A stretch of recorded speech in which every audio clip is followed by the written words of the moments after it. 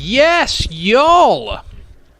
From the Dave Campbell's Texas Football Mothership here in beautiful Lewisville, Texas, it is Texas Football Today, a show that some of you are in the comments right now complaining is on tape. That's fine. You can just keep complaining. My name's Greg Tepper. I'm the managing editor of Dave Campbell's Texas Football, a magazine, texasfootball.com, a corresponding website. Thank you for spending part of your day with us, whether you're watching us live, texasfootball.com, Facebook, YouTube, Twitch, Twitter, all the places, or you'll listen to the podcast, which you can subscribe to on the podcast vendor of your choice. Either way, thank you for doing your part to support your local mediocre internet show. I am sitting over there at the helm today, making us sound good. She is the Dutch to the Dorks, Miss 305. She's Ashley Pickle. Hi, friends. There's a pit bull like Instagram story that popped up on my feed the other day. Hell yeah. And I thought of you. That rocks. Have you seen the viral pit bull toast that was going around? I've got to send it to you. I've had at least, this is no lie, I've had at least 7 different people send that to me. I'm glad my brand is strong. I mean, you're the only person I think of. That's not true. You're one of 2 people I think of. my mother is the other one. You and your mom are the only people I think of when Mr. Bull shows up. I'm like, oh, I bet Ashley and Trish would like to see this. I emceed the North Texas game last weekend with Mallory, and I got done doing my first hit, and the DJ played Pitbull afterwards, and I was like, oh, I am back in my bag. Did your Tyler DJ, did he do that on purpose? It's a new DJ this year, but I have a strong feeling that the person telling the DJ to go said play Pitbull. Had it been the old DJ, absolutely, I would have known that it was 110% on purpose. It's about 95% on purpose with this one. That's fine. Today is Friday, November 10th, 2023. It is 13 days until Thanksgiving. Happy birthday to who was born today on November 10th? Chopper Randy. Yeah? Chopper Randy's birthday. Is it the 11th or the 10th? I think it's the 10th. Oh, no. Regardless, happy birthday to Chopper Randy this weekend. Happy birthday to Chopper Randy, our friend Chopper Randy. And also Tracy, also RIP Big Pun. It's also Big Pun's birthday. It's episode 1690 or 91. I need to go back and check the tape. It might be 1691. On today's show, folks, we got Craven Bets.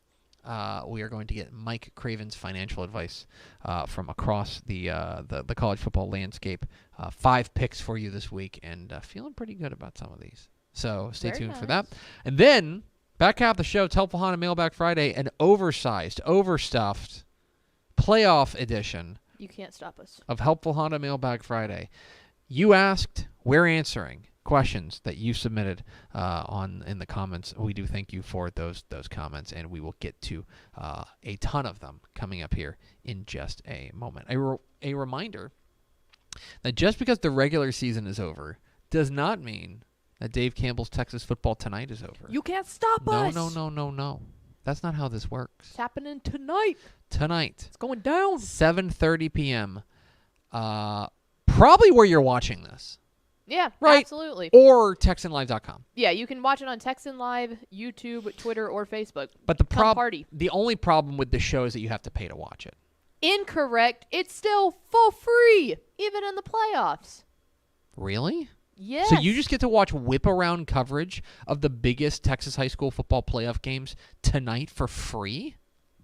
Correct. Welcome to Dave Campbell's, baby. Wow. It rocks.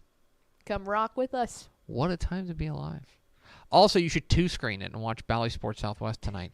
It'll be Lake Travis and Vandergrift on your television with Craig Way on the call, Austin Ivan sidelines, and yours truly on color. Actually, and this is true.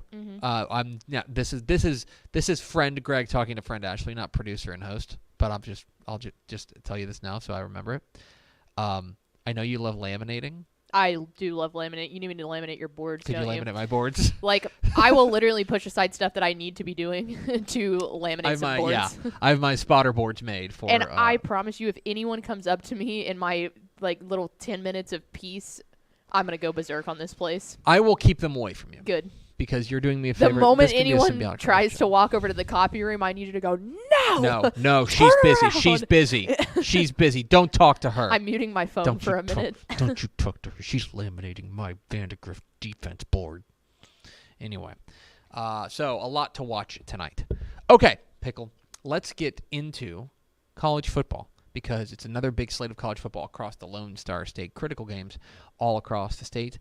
And critical opportunities for you to invest your hard-earned money. And who better to tell you how to invest it than our financial advisor, Mike Craven, in a segment we call Craven Bets.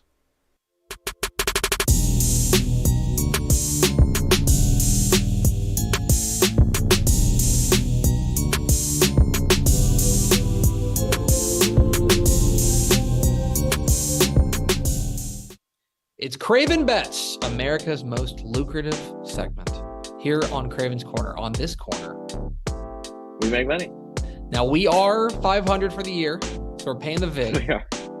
We're paying the VIG. But that's okay, because all we need is one win, and we're, a winning week, and we're positive. And I'll tell you this, I don't like saying this, I like the board this week. I think there's some good plays here. Last week was brutal. We lost by a half point in the UTSA North Texas game. We lost by a point because of overtime between Kansas State and Texas, even though we were up 27-7 in that one. And then we lost by a point with Ole Miss A&M. So we were 2.5 points away from being 5-0, and instead we were 2-2. The breaks, they didn't build those casinos based on winners, but we're going to get some winners here. We're going to start in Fort Worth, a nightcap on ABC as the number 7 ranked Texas Longhorns visit the TCU Horned Frogs, who could, I don't want to say save their season, but certainly turn things in a positive direction by knocking off the Horns. Texas enters as a 10-point favorite. You do not think that TCU can keep it within 10 points. You're right. The step back would not feel as steep if TCU was to knock off Texas. Sonny Dykes 3-0 as a head coach against the Longhorns. But I think Texas is more the team that was up 27-7 against Kansas State than the one that had to fight to win it. They're going to be motivated. They did not score an offensive touchdown last year against TCU, and I'd imagine that's about the only time that's ever happened to Steve Sarkisian. Malik Murphy's going to be in his 3rd start, so he should only get better. And on the other side, TCU is not good at the small things. They don't do well in the red zone. They're not great with penalties. They're not great in the special teams, and that's how they don't turn the ball or don't get a lot of turnovers. And so that's what they're going to have to do to beat Texas to stay in this game, and I don't think they can do it. On to Lawrence, Kansas, where I'll just say the weird line of the week as the number 16 ranked Kansas Jayhawks welcome in the Texas Tech Red Raiders. I know Kansas is on a backup quarterback, but Kansas is only a 4-point favorite. I like Tech, and I think they're playing better right now, but I agree with you. I would have to go with the Jayhawks here. Going with the Jayhawks, Texas Tech has not been that great on the road. I know Baron Morton's back. Taj Brooks got a lot of carries last week. I think that is the proper formula offensively for them. Kansas is a really good football team. Been on a tear as of late, ranked, as you said, still have a shot at getting to the Big 12 title game. I think Tech's or maybe possibility here. Lance Leipold interviewed for the Michigan State job, so maybe it gets kind of weird behind the scenes there, a little bit of split priorities, but at home with a pretty good electric offense, give me Kansas. Back to the Lone Star State, down to the 3rd Ward as the Houston Cougars welcome in the Cincinnati Bearcats in a battle of Big 12 newcomers. We were talking before we came on about how bad a year it's been for the Big 12 newcomers. Well, here's the bottom of the barrel in Cincinnati, who is winless in Big 12 play. Houston is a 2-point home favorite, and you are going with the Cougs. I am. Everybody wanted to bury Dana Holgorsen and the Houston Cougars this year, especially when they lost to Rice earlier in the season. But quietly, they are the best of the newcomers in the Big 12. They have beaten West Virginia. They have beaten Baylor. They're not a great football team, but they're better than Cincinnati with that momentum of hanging on to win that one last week on the road against Baylor. Give me Houston here against a Cincinnati team that I'm not sure even knows what it's trying to be in the present moment. To Conway, South Carolina, and we will see if the Mike Craven hater experience continues as the Texas State Bobcats, the bowl-eligible Texas State Bobcats, visit Coastal Carolina. They're a 1-point road favorite, and do my eyes deceive me? Mike Craven picking the Bobcats? I give up. I give up. GJ can't. They've done, I believe, is hard to explain for people who haven't paid attention to what Texas State football has been since they've moved up to the FBS. It's a real triumph story of not only the transfer portal, but of alignment behind the scenes, having a president, having an athletic director, having a head coach that are all in. Texas State's all in. They got the monkey off their back. They're into 6 wins. Everything in front of them now is cake. I think they played free on the road, and they beat a Coastal Carolina team that isn't the one that most people think it is when they hear Coastal Carolina. We will round things out in Ruston, Louisiana, as the Louisiana Tech Raiders welcome in the now in the win column Sam Houston Bearcats, who got what feels like a pretty cathartic win last week. I know it wasn't pretty or elegant, but wins are wins, and they've been hard to come by in Huntsville. They now go on the road to Ruston, where they are 7.5-point dogs, but you are riding the hot hand with the Bearcats. Yeah, I'm not picking Sam Houston to win this one. I want to make that clear here. We're not money lining this one. But Sam Houston plays in close football games. Whether they win them, whether they lose them, whether it goes into overtime, they are in close football games. Louisiana Tech, not an excellent football team, and what they do well is pass the football in that air raid system with Sonny Cummings. Sam Houston's pretty good in the secondary. That's the strength of their football team, probably. And so give me Sam Houston to keep this one close, make it ugly, have one of those weird Conference USA. Sam Houston is beginning to build a reputation as being it. He's Mike Craven. He's our senior college football writer and our financial advisor here on Craven's Corner, because on this corner, we make money. I feel like bustin' loose, bustin' loose. Come on, get on up. Oh yeah, get on up. Bustin' loose when you wanna sing. Bustin' loose, baby, do your thing. Talking about bustin' loose, yeah. Hi. I'm Jennifer Potter, Executive Director of Be Well Texas.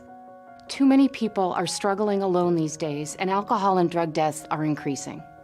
We started Be Well Texas to offer high-quality, science-based addiction treatment and recovery services anywhere, even at home. We provide compassionate, caring support virtually or in person. In many cases, there is no cost for treatment if you don't have insurance. Really. Welcome to Be Well Texas. We're glad you're here. Wing is the largest residential drone delivery provider in the world, delivering to your home in less than 30 minutes. Order using an app just like other popular delivery services, and Wing's automated drone takes care of the rest.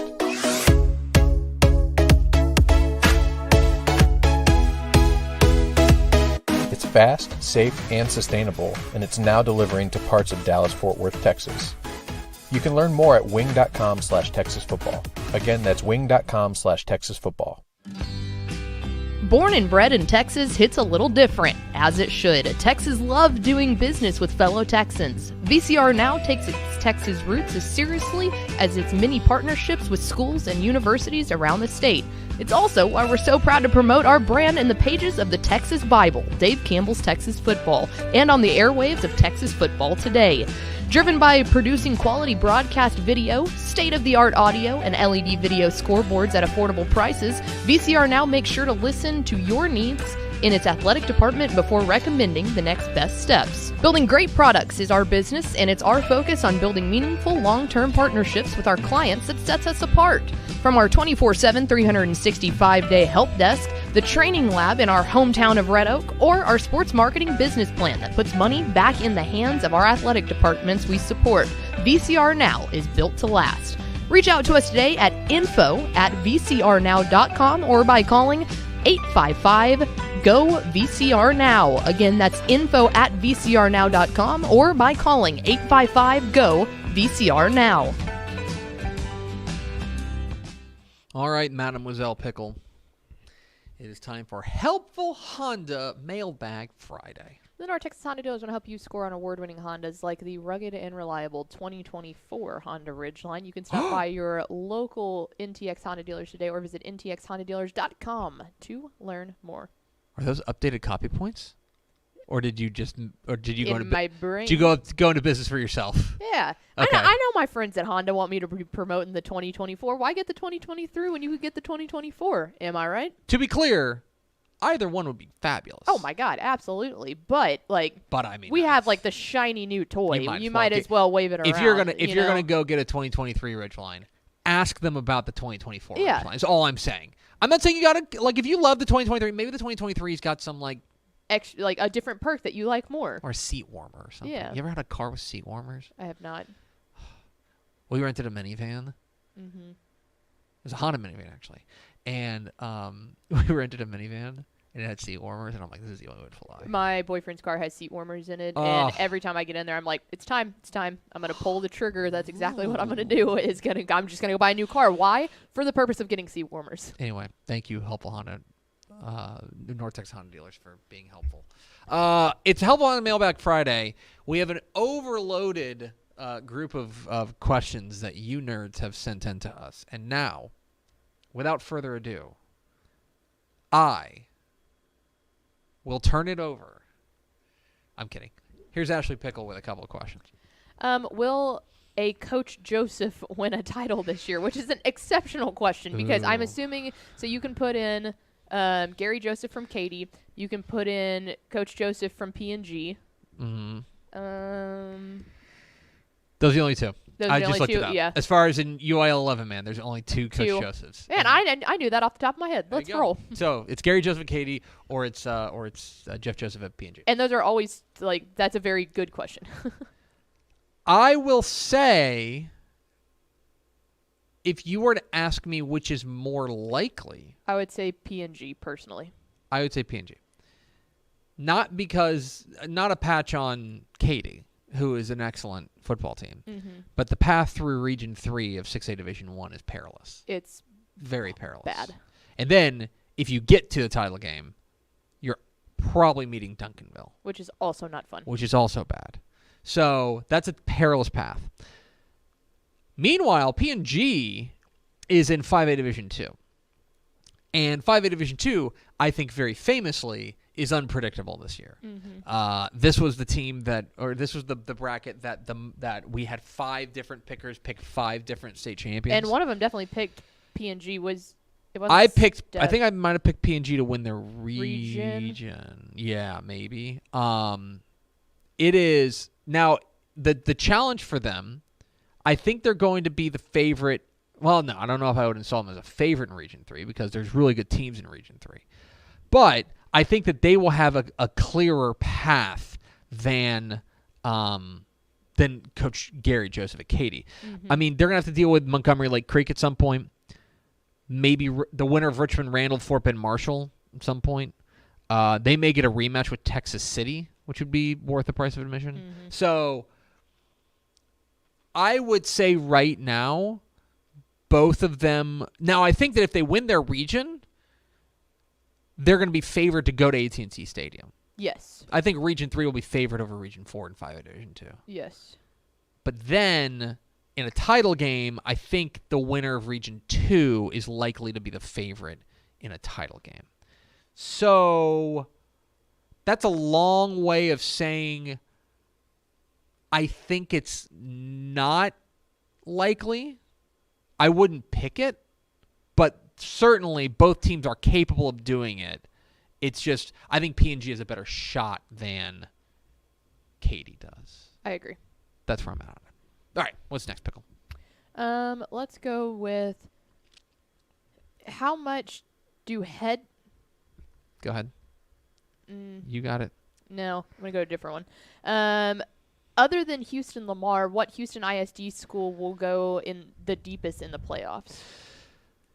Houston ISD. I am pretty bullish on Houston Heights. I think they've got an opportunity to make a run. I believe they're 5A D1. Do I have that right? They are 5A D1. He said confidently without looking. They're not 5A D1. Are they 6A? Houston Heights 6A. Here they are. 6A. 6A D2. 6A D2 to Region 3. And I think that they've got a winnable game against Houston Memorial. Then they play the winner of Katy Jordan and Fort Bend Hightower. That's going to be tough, right? Admittedly, that's going to be really tough. Mm-hmm. But I think they've got an opportunity to do that. Stratford is probably the team that's most likely to make that run, simply because their path sets up well. If they can get past, Westbury, and that is a Saturday affair. If they get past Westbury, then they would probably see either Katy Taylor or Richmond George Ranch, either of which I think I would pick Stratford over.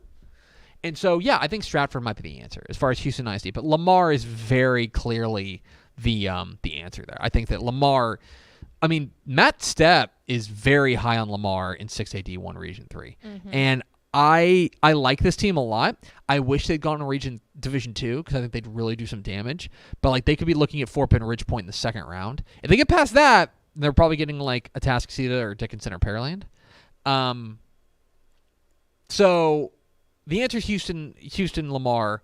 I think Stratford is probably the most likely to make the third round, but I think Houston Heights might be the sleeper there. So yeah, as far as Houston ISD is concerned, that's how I see it shaking out. What's next, Pickle? Let's go with, as I pull it back up, will 3A D1 District 5 sweep District 6 again? That was a big point of contention last year. So 3A Division 1, right? Mm-hmm. District 5 versus District 6. Here are those matchups. Ready? Winsboro versus Atlanta. Yeah. Winsboro's going to be your favorite in that one. I think they're comfortable favorites, undefeated. They look really good. Tatum versus Commerce. That's the real turn game here, I think, for 5 versus 6. Mm-hmm. Tatum, I think I picked Tatum in that game. Commerce is brimming with confidence. Certainly, they won their final game to make it through to make it to the playoffs last week. But I think that I would go with Tatum in that one. Jefferson and Pottsboro, folks. By the time you hear it, this game will be over. But I did pick Jefferson in that game. Now, I could look really dumb, and you could be telling me how dumb I look in the comments. But I did pick Jefferson in that game. I think they could do that. I think, actually, and then the other 5 or 6 game is Mount Vernon versus Gladewater, which is also, that's tomorrow, or that's today, rather, on Friday. Mm-hmm. I like Mount Vernon in that one. So, right now, I think the most likely is a split. Last year, 5 swept 6. But I think this year the most likely result is a split decision. 2 wins for District 6. My picks would be Tatum and Jefferson in that. Yep, that feels great. I like the Tatum pick feels. I like this Tatum team a lot. I think they're playing their best football right now. Yeah. So keep an eye on that. All right, what's next, Pickle? San Antonio area has been down for several years, both in top teams and top players. This person says it has nothing to do with Austin domination. Why is San Antonio down?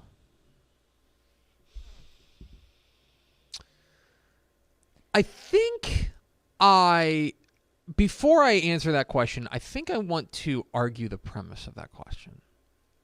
I think that San Antonio has had some really good teams. Mm-hmm. I think they're just not the perennial powerhouses that you instantly look at, like Judson. Yeah, Judson's down. Right. But Judson's that being said, San Antonio Steele Johnson is way better than they've ever been. Yeah. San Antonio Johnson. San Antonio Reagan. Yeah, Reagan is a good example.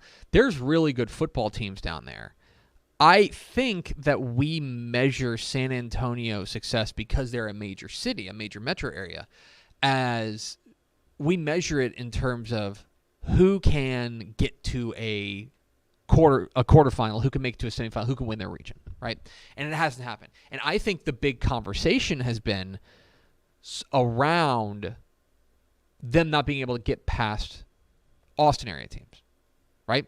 Or greater, Austin. I guess another team you can count on is like Smithson Valley. It's a perennial power. Last year they were on the doorstep of making it to the state semifinal, right? But they lose to College Station, right? A team from the Brazos Valley. So I think I'd reject the premise of the question of that San Antonio football is just down. I just don't necessarily agree with that. Now, if you want to make the argument that the team that there is not that one or two juggernaut team that has been able to overcome those Austin area powers, I can hear that, and I think part of it is, and we hear this a lot from San Antonio, and we hear this a lot from El Paso, which is, those are the two areas we hear this the most, which is there's too many schools, that you're taking the talent and you're dividing them too many ways.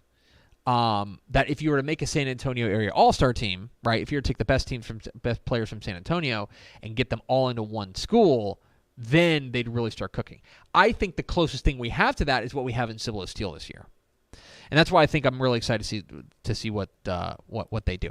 I do not agree that they have been down overall, because if you take a look at just the talent that's come out of there, there's been unbelievable talent. There's an Ohio State commit, a running back, playing this weekend in San Antonio. Yeah, I literally think it's just because the programs that you always look for have been down, and so you're like, oh, well, if they're down, then the rest of San Antonio must be down. And it's like, you're exactly right. No, there's just new players that have entered the chat. Brennan has not been as good as they have been recently, right? Judson has not been as good as they have been recently. Smithson Valley hasn't made a title game in quite a while.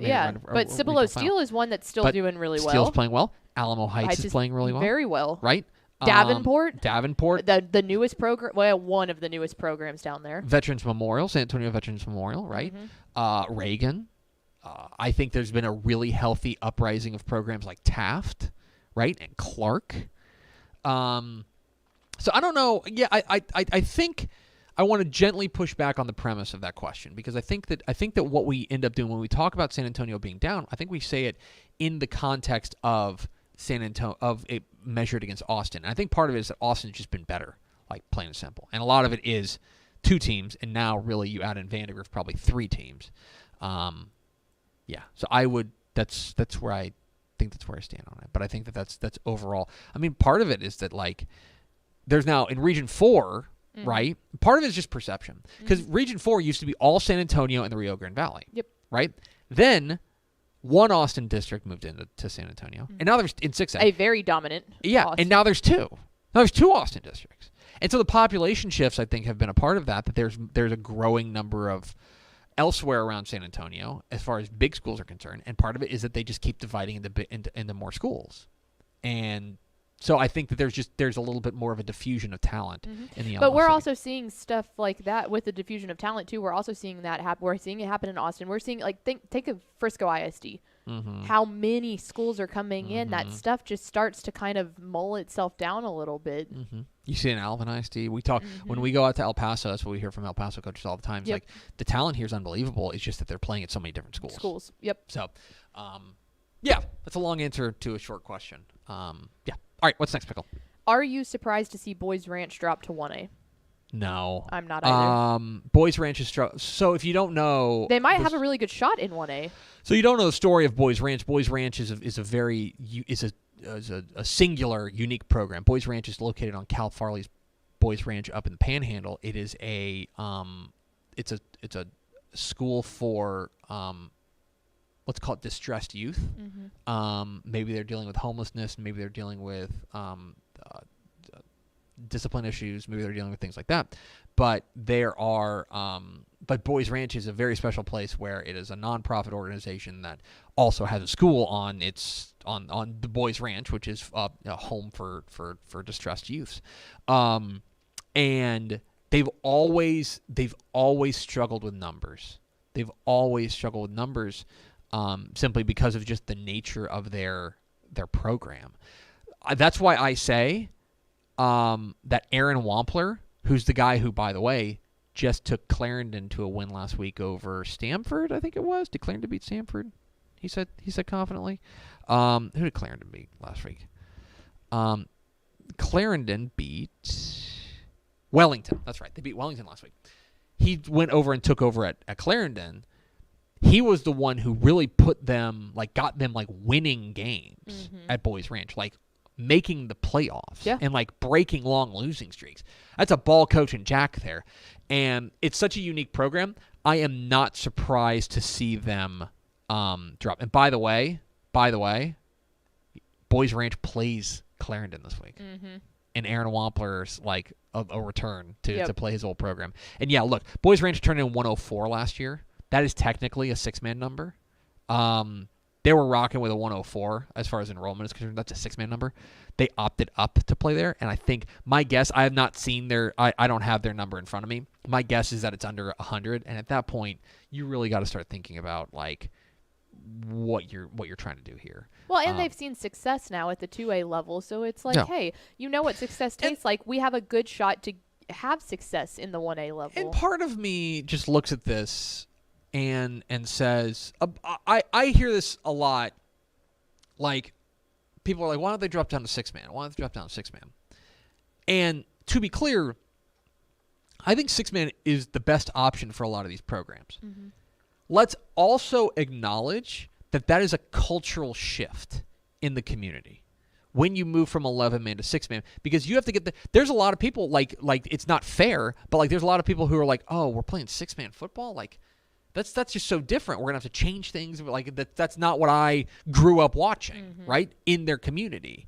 And even though it's best for the program, it is a familiarity situation. It's a culture situation where you're saying, oh, we're going to go and play a different sport. And so I think that there is pushback from communities about that. And again, I think it's the right move for a lot of these programs to drop down to play 6-man football. But it is also it's an uphill battle in a lot of these communities, because you're asking the community to change something that they hold very dear, and you're asking them to make a fundamental shift in it. 6-man football is great. There's a ton of programs that drop. Go ask Lakey, who was an 11-man doormat and now is a perennial kind of like contender in 6-man. It's the right move for a lot of programs, but it's a lot easier for me to say that than it is to convince a community that it's the right move. So it's not surprising to me that Boys Ranch is dropping. What's next, Pickle? 2 more here. We've got, can anyone in 5A D1 beat Aledo? I personally do not think so. I've made my predictions. You've seen my predictions. I think that Aledo's winning the state championship. Yeah. I don't think so. I like, and I would be glad to be proven wrong, but no, I do not think so. The one thing you look at would be that Ryan game. That you can make an argument because they're 10-0, right? They're 10-0. They squeaked out one against Ryan in the regular season. They squeaked out one against Ryan. They squeaked out one against Denton Geyer. Now, that's a 6A team, right? It's a playoff team in 6A. And they they won by 15 against Parish Episcopal. That's was a state-ranked private school team, right? I do not think they are invincible. I do not think this is 2011 Aledo with Jonathan Gray, where they were untouchable. That was one of the most dominant teams I've ever seen. I think they're 2011 Aledo, but I'm not sure I see a team in 5A Division 1 that can beat them. That's the issue. I think the only people that could do it would be if they made it to the state semifinal, Longview. I think the state semifinal of Aledo and Longview, which we saw last year, would be the only one that they could get them. I don't think Longview's defense is good enough to stop the Aledo offensive attack. See, that's interesting, because I might go the other side. I don't know if Longview's offense is consistent enough to score on the Aledo defense. Because the Aledo defense has looked stout this year. Really good. It's looked really good. After some early hiccups, they've really gelled. I would be interested in a Smithson Valley Aledo title game. I would also be interested, I don't know. I would also be interested in like a Fulshear Aledo game. Yes. Only because Fulshear's got just a big, stupid offense. I mean, stupid is a kind word. Yeah. Just like a big old howitzer offense. And can they just get them into a a shootout. Because, and that, like, the best sample size we would have on that one, and I would argue that Fulshear's defense might be, or offense might be more explosive than Denton Geyer's, but that's the best comparison that you have there. Because think about what Aledo sees in their district. They see a Burleson Centennial team that runs the clock out down your throat the entire time, and they have a Denton Ryan team that does not base the strength of the Denton Ryan team is not their offense. No, it's defense, for sure. Their offense has been really up and down. It's like Aledo hasn't played a lot of teams that can just light it up like the best offense. The best offense they saw was probably Parish Episcopal, and they gave them 35. Yeah. Now Parish Episcopal, they scored 50. Yeah. But and Aledo got into a shootout with Denton Ryan because Denton Ryan's offense was humming on that game. I would say, Aledo is, in my mind, the clearest favorite to win a state championship. Yeah. Yes. Yeah. Only because like Gunners on that short list 2 and 3A Division 2, but they are going to have to take down Canadian, and Canadian is at the very least, I would say right now, within a touchdown of them. Yes. I'm not sure I see a team that I can say they're within a touchdown. Maybe it's Smithson Valley, maybe it's Longview, but I can't say that for certain. I can say for certain that I think Canadian's within a touchdown of Gunner. Yeah, Carthage might be the other one. Man, I don't know. Pleasant Grove, third round. That's true. Is the one thing. That's very true. If they get past Thanksgiving, I mean past the game of Thanksgiving weekend. They'll make it to Thanksgiving, guys.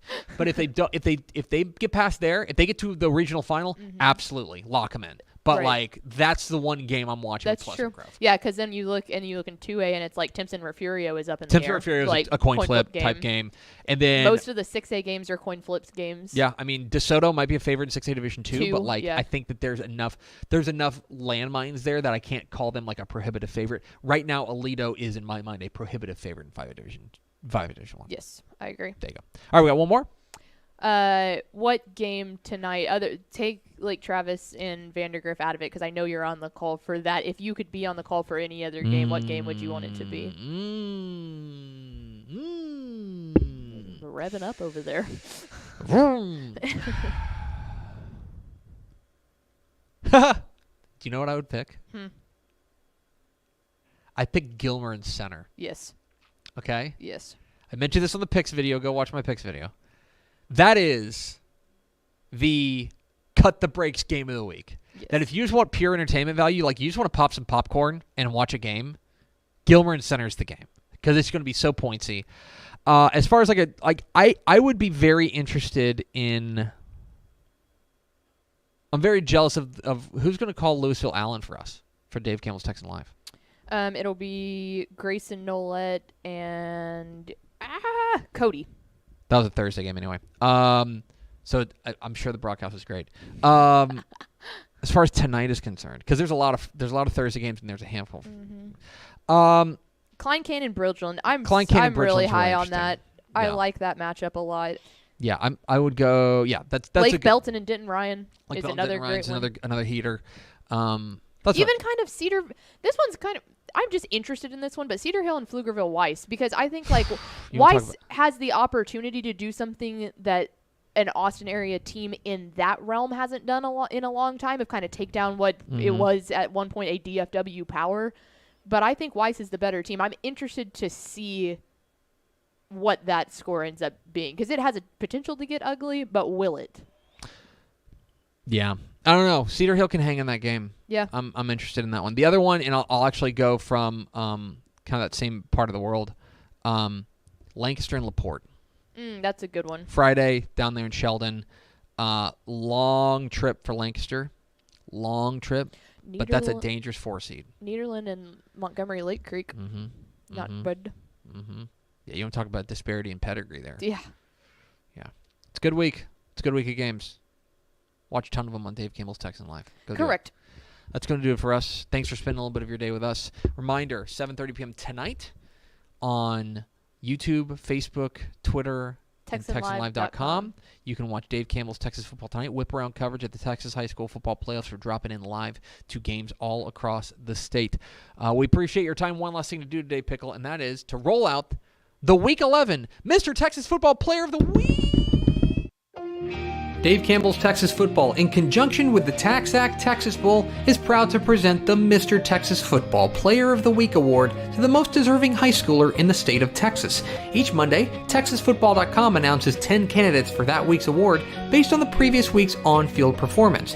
Fans then decide the winner by voting on TexasFootball.com. Congratulations to this week's winner of the Mr. Texas Football Player of the Week Award. For more information, visit TexasFootball.com.